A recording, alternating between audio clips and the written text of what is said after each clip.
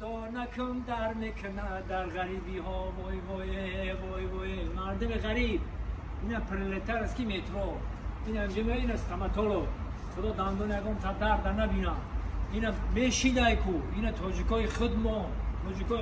با حضور نمی رقمات زنگ بزن بیو پرلتر که مترو دا که اومدیم راست میای انا میگه اینا بسم الله الرحمن الرحیم میدونی من اینجا دیگه با خلاق میپوشیم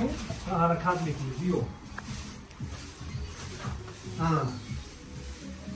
دکترها برای تاجیکای خودمون هست در گاه باید وجد زنگ میزنید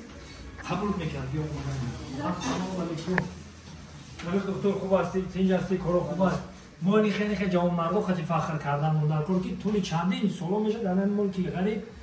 خدمت مردم در خدمت خلق در خداوند بزرگ سرتون درد نبینه همه وقت هم در خدمت خلق باشید میگن در همون سری که فکری وطن نباشه همون سر کی در کره چی در کره هم خیلی است هم وقت در خدمت هموطنای خودمون باش در کجای باشه ما ملت تاجیک و در همدیگه رو میگیریم این همجا میبینیم همجا با حضور میشینیم برادرای عزیز همین یک خسر بچه‌ام در همجا کار و فعالیت میکنه دندان رو در کرده